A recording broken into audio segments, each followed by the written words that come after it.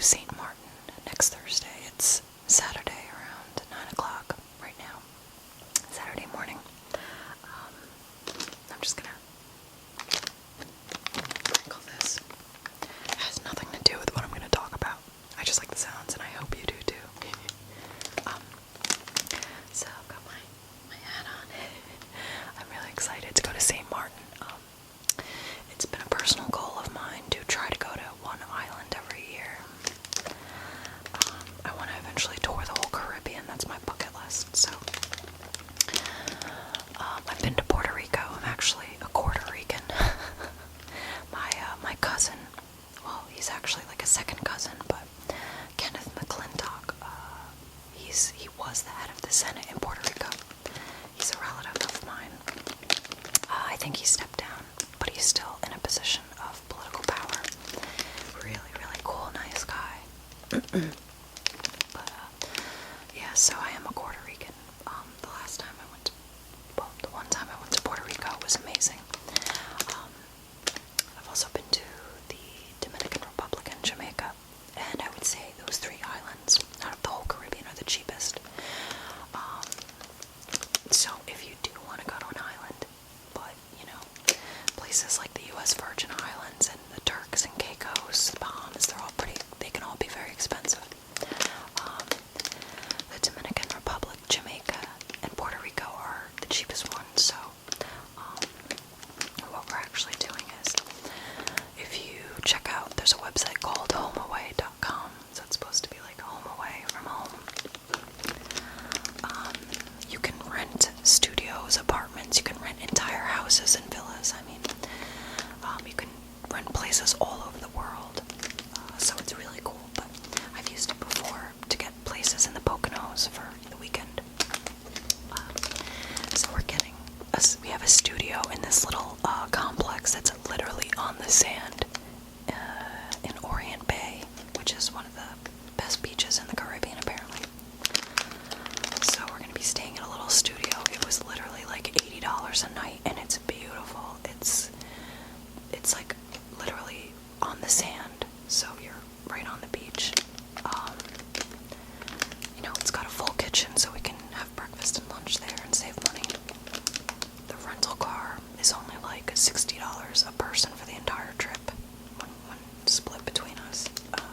So really the main thing is food and the plane ticket, but you can go to the Caribbean on a budget. It is possible. You just, the hotels and the all-inclusive packages.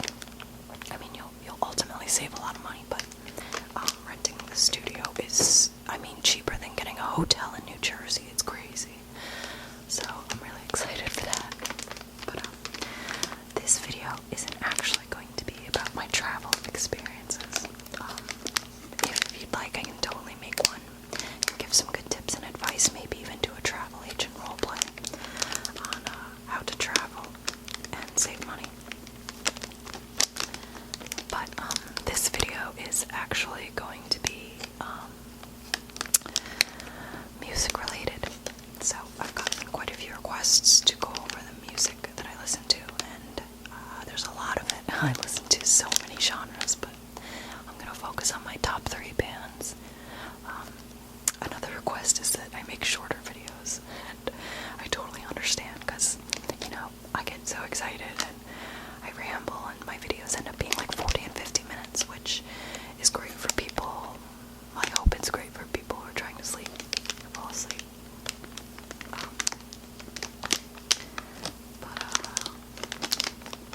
So this one's gonna be probably only about 20-25 minutes. This that I'm crinkling right now, it's the CVS brand of these like nighttime makeup removing and face cleanser wipes. They smell really good. It's got chamomile and white tea, but I really recommend these. I have really sensitive skin, and they're great. They're really nice, and they smell great. So I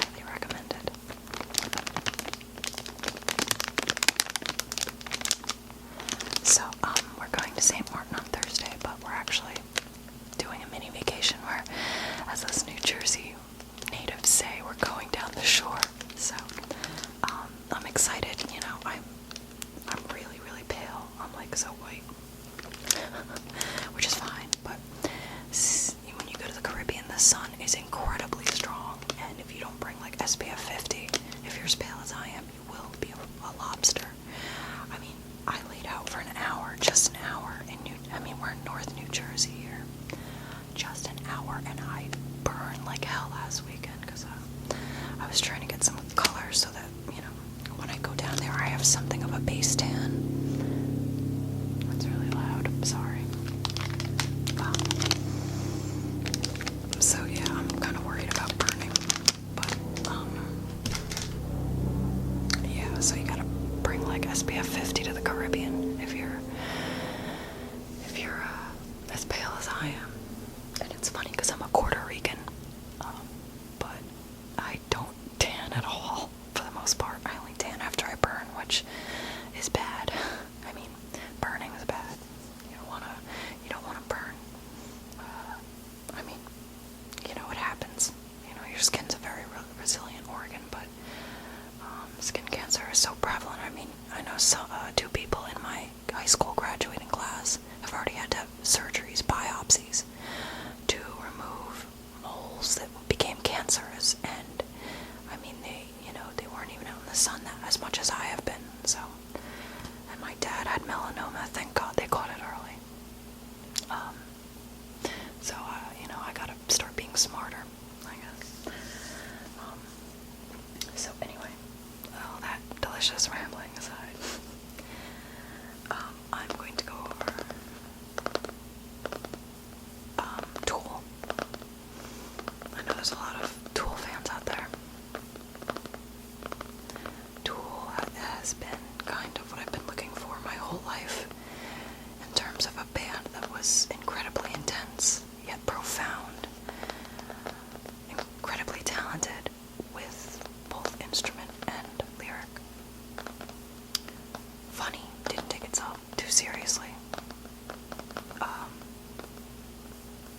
Something that delved into the weirder side of humanity, something that covers the entire spectrum of human emotions, and that is Tool.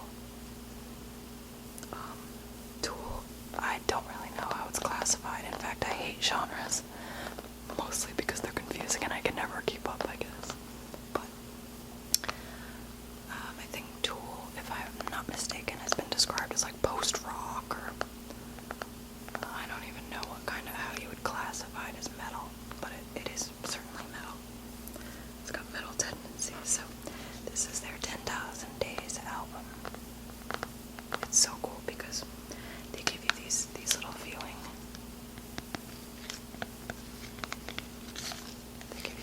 lenses. So they make the packaging of their CD very interactive. And see, this is another reason why I am not an e-reader person or a digital music person. I like having the artwork and the lyrics and, the packaging, or books and CDs. Alex Gray is an incredible artist and painter. If you look up some of his artwork, he's very interconnected with Tool and did a lot of the artwork for both the 10,000 Days album and the ensuing tour that they did. Now this, I actually have, if you've seen my prior videos, I have this piece, my boyfriend, way back when we were, 4 years ago, when we were just becoming best friends. For my birthday, he threw me a party and had a bunch of friends chip in to get me the signed version, signed by Alex Gray, of this particular print. And it's incredible because there's like a galaxy in each, and there's faces that seem to go on for eternity. I forget the exact name of this piece. It's basically just to show how we're all interconnected, spiritually, galactically. Very amazing artwork. So again, the name is Alex Gray. I cannot recommend him enough. In fact, he's got a ranch, an institute up in upstate New York. It's about an hour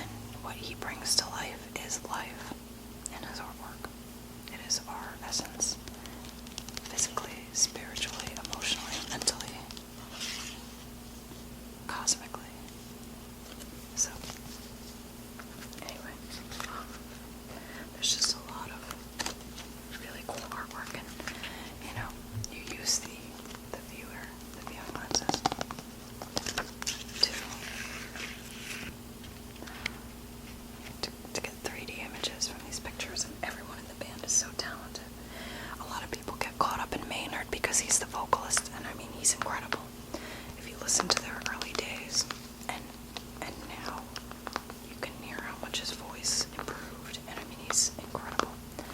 He also is the vocalist for A Perfect Circle, which their first album, Meridian, Seed Names, or Meridian, I don't know how to pronounce it. Oh, just haunting, incredible. But this album, Anima, Lateralis, 10,000 Days, oh my god. I can't tell you how many times I've listened to those albums. I mean, I also listened to Undertow and Opiate, their earlier albums a lot. They're great too, very raw, extremely raw, which I appreciate. A lot of bands, forgive me for saying this, I hope I don't offend anyone, the way I see it, a lot of bands when they first start out are like a raging boner, and then as they get older and they have family and kids and settle down, it goes soft after a while. Tool and Rammstein, I feel, are two of the only bands that haven't had that happen. And I hate to say this, but I am a huge fan of old school Incubus. Incubus is a perfect example.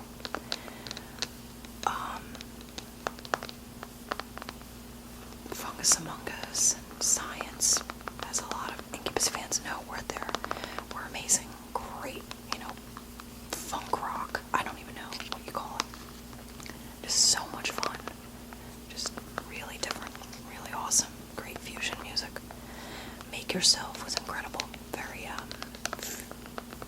futuristic. I don't even know how to classify that either. And Morning View was pretty good, but you could tell they were starting to go. They were starting to level out a little bit. And now they just, I don't know, a lot of their recent music I don't even bother.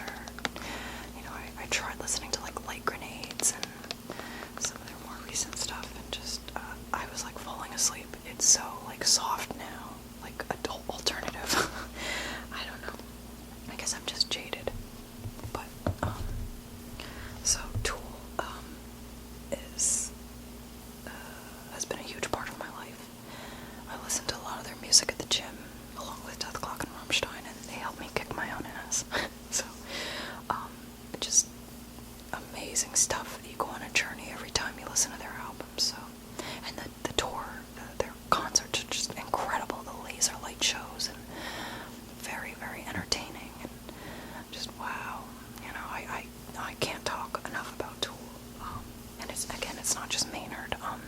Danny Carey and Adam Jones,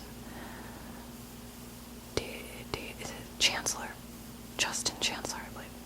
Oh my god, they are so freaking talented, and they're just really, really cool people. Maynard is not very friendly with fans, unfortunately, and that makes me sad because, I know a lot of Tool fans have been described as crazy and annoying and, attack him after the show, and so now he's always incognito to avoid talking to fans and having to sign things, which that makes me sad. But I guess he's got lead singer syndrome, just like the lead singer of Rammstein. Speaking of which, so I actually have 2 books. So Rammstein, they are a German metal band. They call themselves Dance Metal, which translates to dance metal. I actually learned German because of them. I was a German minor at Rutgers.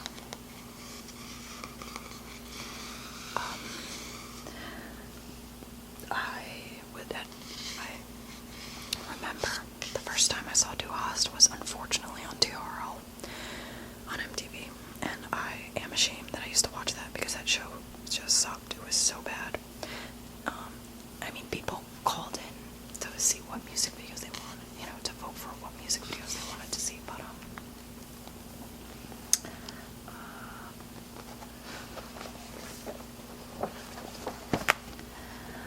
I don't know. So TRL was, it was a show that was supposed to be about playing music videos, and then they only played half the music video. They just cut it off right in the middle of it because they didn't have enough time to play all 10. Why would you do that? And then it was always the same videos over and over again for 2 weeks. So I don't know. That show was just, in my opinion, really crappy. Page flipping. Yay. Okay, so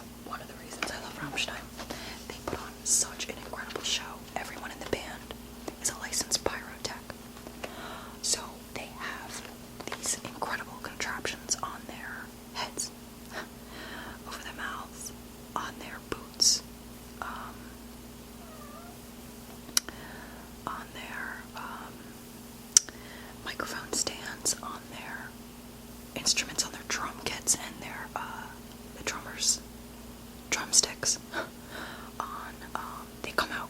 Till comes out with a giant bow, like an archer's bow, and the bow is lined with flaming jets of fire, and he launches flaming arrows.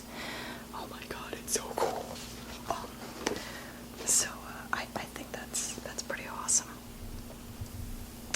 About to run out of space. Hold on. Okay, sorry about that. I didn't delete the clips from my last video, so my memory card was running out of space. But yeah, so I mean, they and the lasers and lights and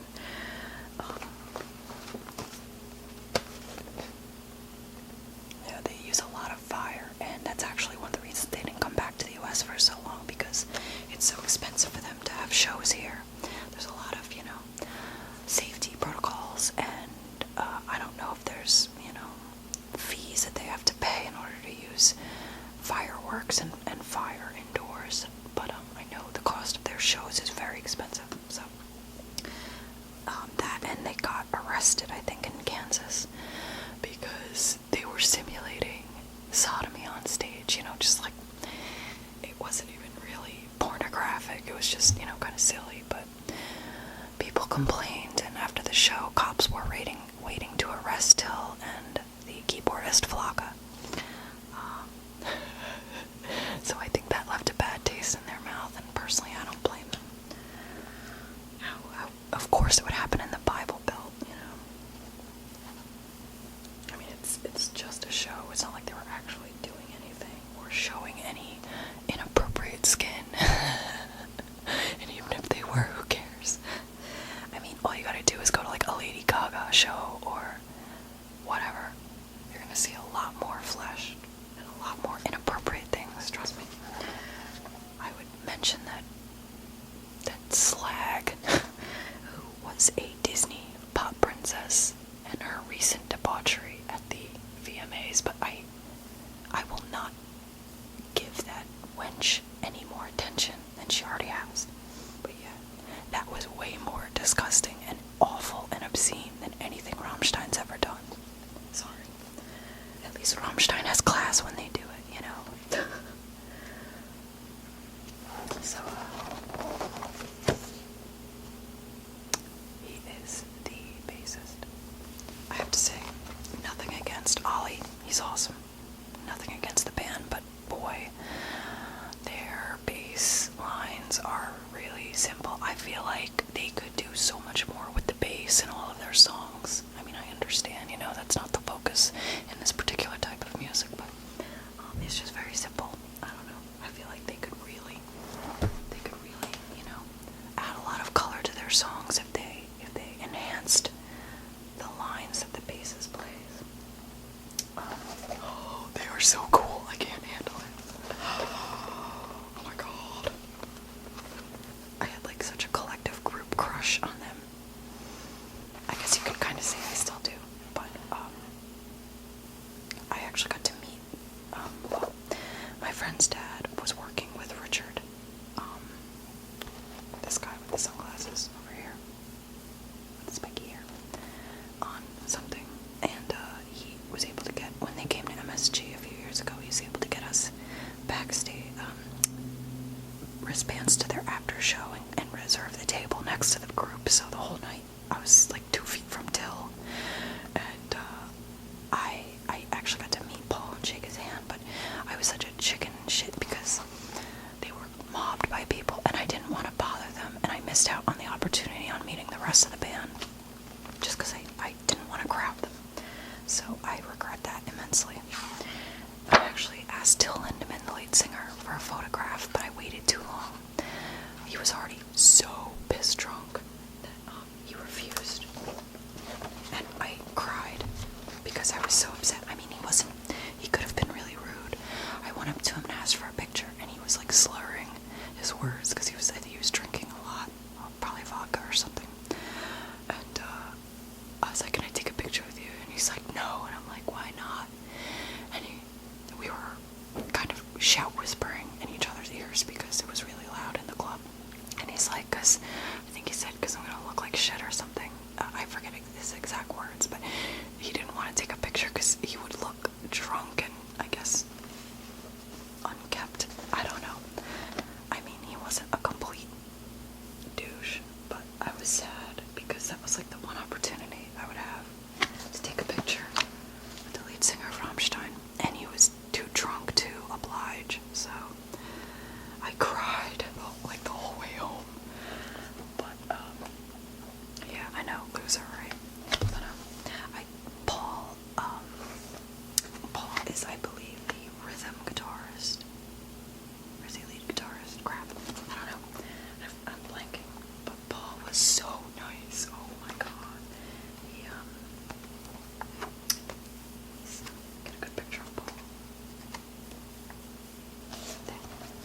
He was so sweet. His wife was there, right? I went up to their table and I asked him for a picture, and he was very nice. And afterwards, he kissed my hand. And I tried to tell him happy birthday in German, but I don't think he heard me because it was his birthday like the next day. He was so sweet. So that kind of made up for it. But, yeah, so. This is really cute. That's the bassist and his mommy. It's cute because you'll see pictures of their wives or their kids if they're married and have kids, or their moms in this book. So, I learned German because of these crazy bastards. I love the language. A lot of people are like, oh my god, it's, they either think of Nazis or, they think it's very guttural and raw, and honestly, the whole guttural, raw aspect of it, I love. It always sounds like you're angry. They're very big on enunciation. And it's crazy because they combine their words, so they'll take like two humongous words and smash them together, like, Krankenschwesterhaus would be a hospital. Krankenschwester literally means sick sister, or sisters of the sick. And that means nurse. So, nurse, house, hospital, Krankenschwesterhaus.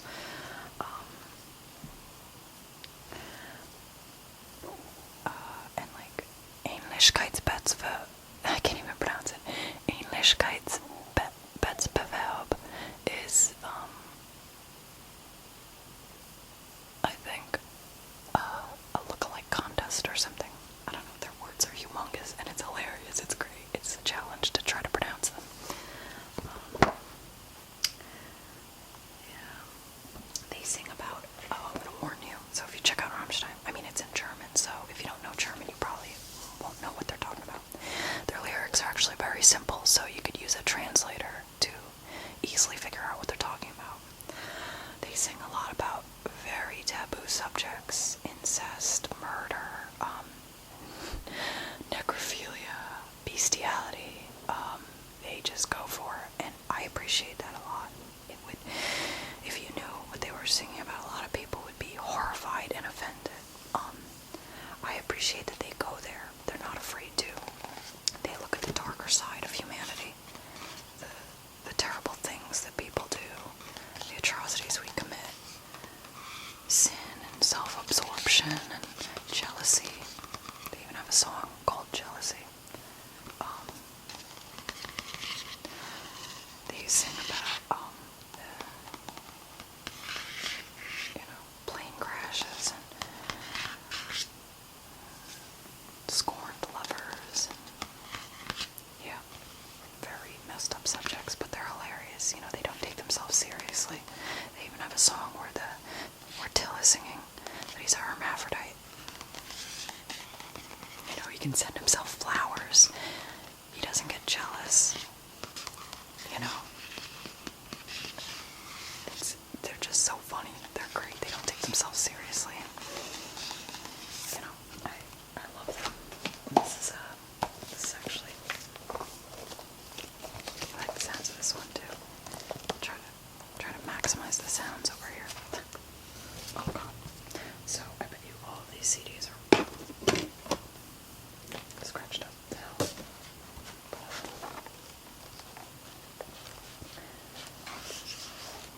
The quality of some of these pictures could be better, but there's a lead singer again.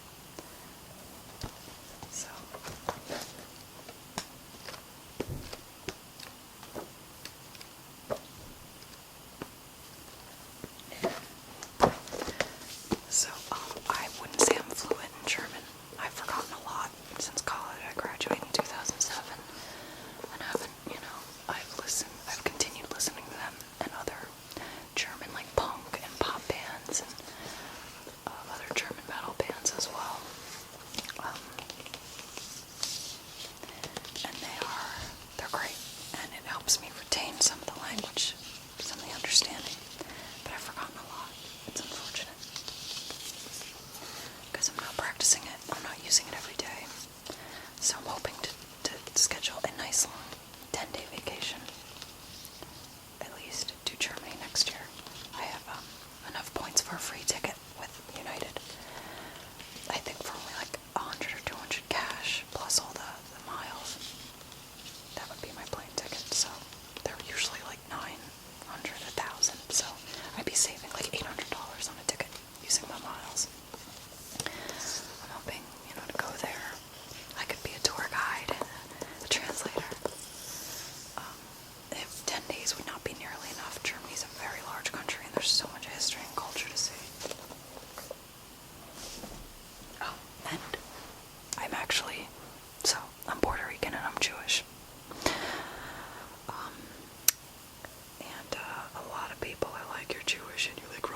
can you speak German?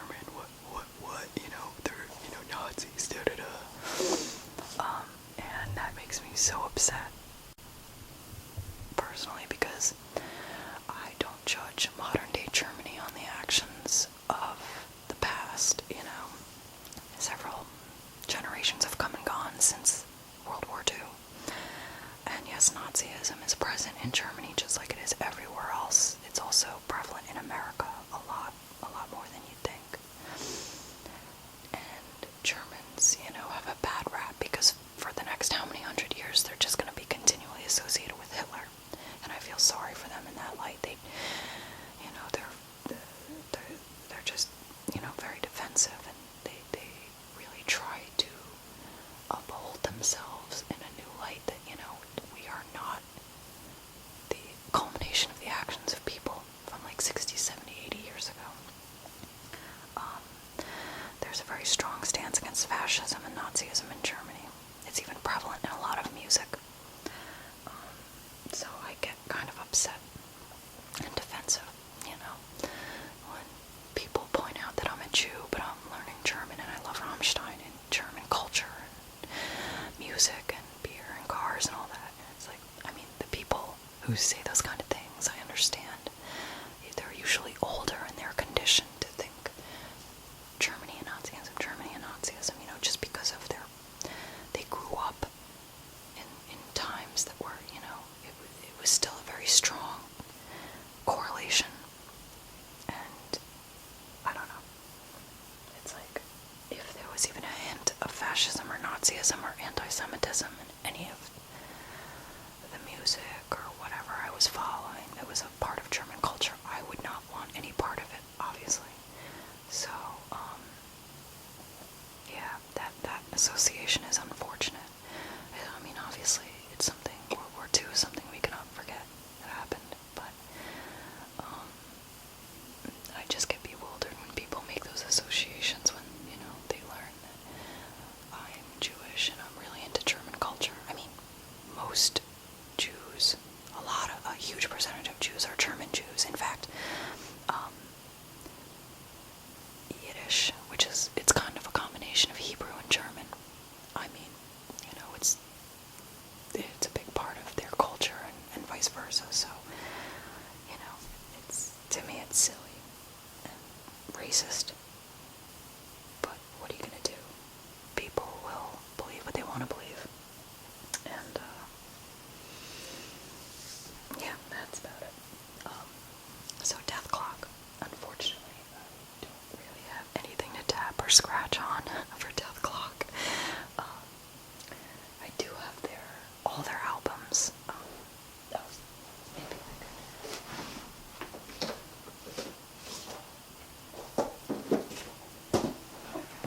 I could tap on these. So, Dethklok is the fictional metal band from the cartoon Metalocalypse.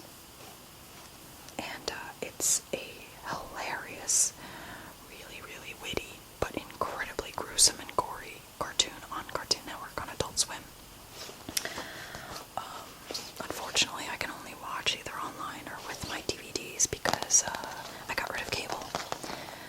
It's just not worth having when I wasn't watching it all the time. My TV is mostly for video games. You know, sometimes I'll watch Netflix.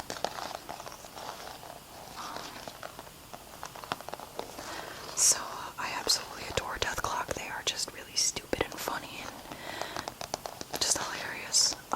And the whole cartoon really addresses and makes fun of American pop culture and metal culture and how stupid people are and how they really poke a lot of fun of the fans. You know, the fans always get mauled and gored and, you know, slaughtered at all of their concerts and events that Dethklok has. But Dethklok always emerges, the five of them, they always escape unharmed. So let me see if I actually have a sticker on my car similar to this, and it's really cool because at night, it's like this but full body, so you see them standing there. And when the light from like a street light falls on the sticker, it creates a reverse shadow. And it just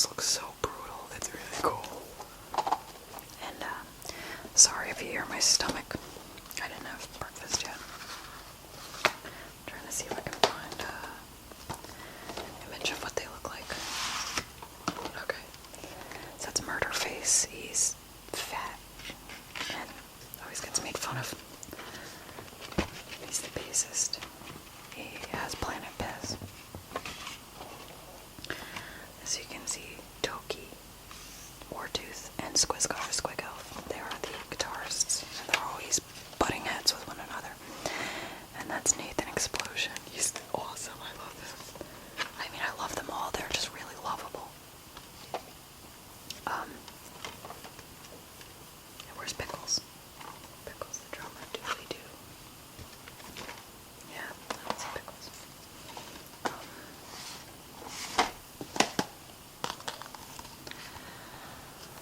So, I'm kind of sensitive when it comes to violence, believe it or not. I can't deal with really gory things. So, I kind of shock myself in that I love this show so much that I just try to look past the gore aspect of it.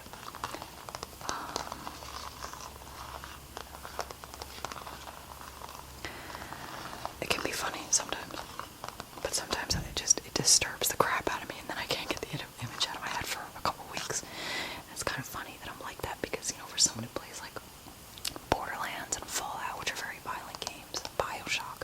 I didn't even realize Bioshock was considered ultra violent, but it is. That's just how I am, I guess. But I deal with it, you know. It's worth it because this show is so damn good. It's so funny. I mean, and I just love the characters. The dialogue is great, and they've each got such silly, unique personalities. And it's like this, the government, you know, Dethklok is like a major world economy, and they make so much money, and their fans are like, if their album gets delayed, like their fans will commit mass suicides. It's just really silly and completely over the top. And there's this government agency that's bent on bringing Dethklok down because they're too powerful. But they always fail. They never. Although at the end of the last season, they kidnapped one of the band members. And I don't know if season 5's out yet, but I'm really looking forward to seeing what happens. So, if you can stomach the gore, check it out. It's a really, really great show, and it's really funny. Just wanted to say thank you guys for tuning in and hanging out with me here in YouTube land, and I'll definitely be making a new video soon. I don't know if I'll be able to make one between now and my trip, but when I come back, I'm definitely going to start addressing the requests. I got a request to do a whispered gameplay of Last of Us, which is going to be hilarious because I'm so bad at that game. I also got a request to do a Fallout roleplay where I'll be impersonating Moira, who's a very bubbly, happy-go-lucky character who has her own store and puts together the Wasteland survival guide with your help in Fallout 3 from Megaton. And I'm also I'll do another in-depth music video where I go over my favorite bands and what I can recommend to you guys. And I'll be doing more role plays, hopefully, like maybe a spa